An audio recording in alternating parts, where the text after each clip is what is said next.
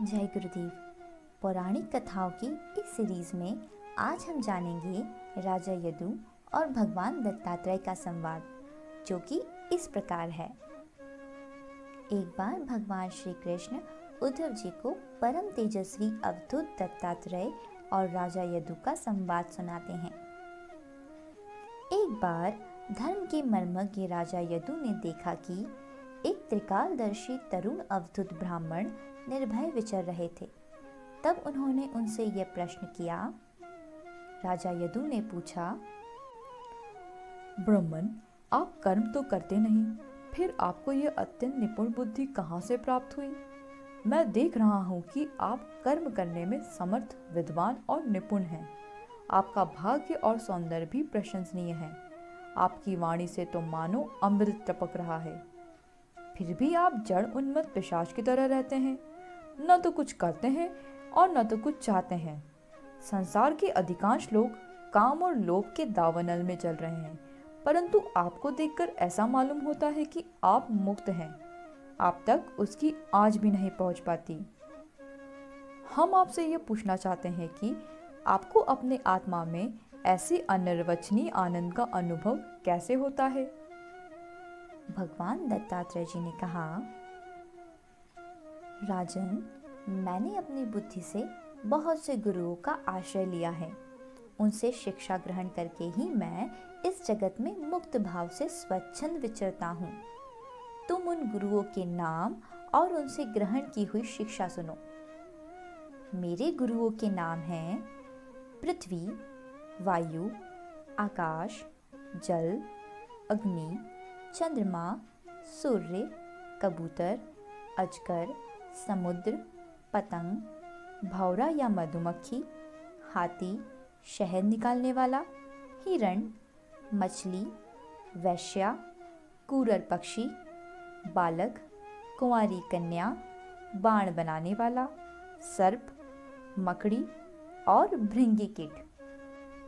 राजन, मैंने इन 24 गुरुओं का आश्रय लिया है और इन्हीं के आश्रयों से मैंने इस लोक में अपने लिए शिक्षा ग्रहण की है। वीरवर याति नंदन, मैंने जिससे जिस प्रकार जो कुछ सीखा वह सब जो का त्यों तुमसे कहता हूँ, सुनो। पृथ्वी, मैंने पृथ्वी से उसके धैर्य और क्षमा की शिक्षा ली है। लोग पृथ्वी पर कितना आघात और क्या क्या उत्पात नहीं करते, परंतु वह न तो किसी से बदला लेती है और न रोती चिल्लाती है। हमें ये समझना चाहिए कि सभी प्राणी प्रारब्ध व कर्मफल के चक्र के अनुसार व्यवहार कर रहे हैं। वे समय समय पर भिन्न भिन्न प्रकार से जाने या अनजाने में बर्ताव कर बैठते हैं। ऐसे में बुद्धिमान व्यक्ति को उनकी विवशता को समझना व अपना धीरज नहीं खोना व क्रोध नहीं करना चाहिए। पर्वत व वृक्ष, जिस प्रकार पर्वत व वृक्ष का जन्म ही एकमात्र दूसरों के हित के लिए हुआ है, हमें भी उनसे परोपकार की शिक्षा ग्रहण करनी चाहिए। वायु, मैंने शरीर के भीतर रहने वाली वायु अर्थात प्राणवायु से ये शिक्षा ग्रहण की है कि जिस प्रकार प्राणवायु आहार मात्र की इच्छा रखती है, वैसे ही हमें भी जितने से जीवन निर्वाह हो जाए उतना भोजन करना चाहिए। जब मनुष्य इंद्रियों को तृप्त करने के लिए बहुत से विषयों में पड़ जाता है, तब उसकी बुद्धि विकृत, मन चंचल व वाणी व्यर्थ की बातों में लग जाती है। मैंने शरीर के बाहर की वायु से यह सीखा है कि जैसे वायु को अनेक स्थानों में जाना पड़ता है, परंतु वह कहीं भी आसक्त नहीं होती, किसी का भी गुण दोष नहीं अपनाती, वैसे ही हम आवश्यकता पड़ने पर विभिन्न प्रकार के धर्म व स्वभाव वाले विषयों में जाए, परंतु लक्ष्य पर स्थिर रहें। किसी के गुण या दोष की ओर झुक न जाएं, किसी से आसक्ति या द्वेष न कर बैठें।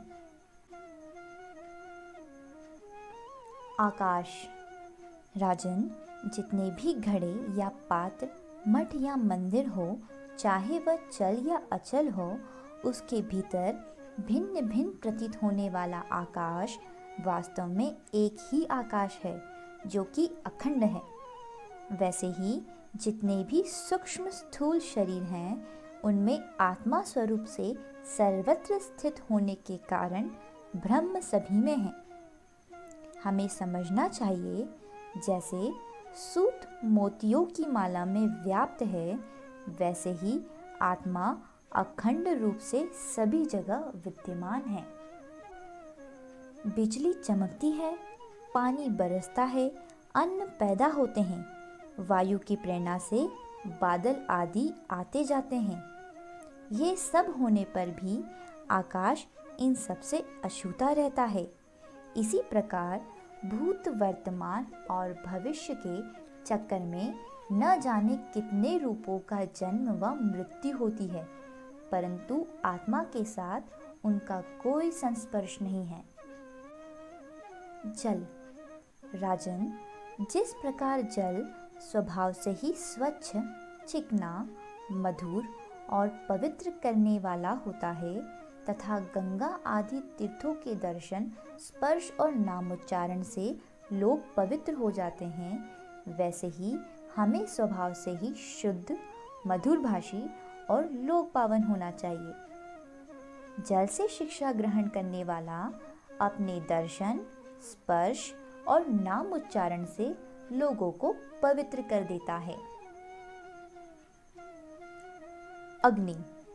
राजन, मैंने अग्नि से ये शिक्षा ली है कि पहला, जैसे वह तेजस्वी और ज्योतिर्मय होती है, जैसे उसे कोई अपने तेज से दबा नहीं सकता, जैसे उसके पास संग्रह परिग्रह के लिए कोई पात्र नहीं, सब कुछ अपने पेट में रख लेती है, और जैसे सब कुछ खा पी कर भी विभिन्न वस्तुओं के दोषों से वह लिप्त नहीं होती, वैसे ही हमें भी परम तेजस्वी, तपस्या से दैदीप्यमान, इंद्रियों से अपराभूत, भोजन मात्र का संग्रही और यथा योग्य सभी विषयों का उपभोग करते हुए अपने मन और इंद्रियों को वश में व किसी के दोषों को अपने में न आने देना चाहिए।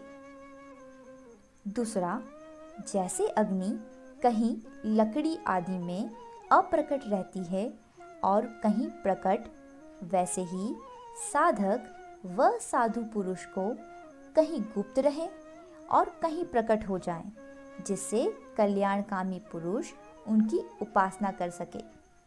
वह भी अग्नि के समान भिक्षा रूप में हवन करने वालों के अतीत और भावी अशुभ को भस्म कर देता है तथा सर्वत्र अन्न अर्थात सत्कार ग्रहण करता है।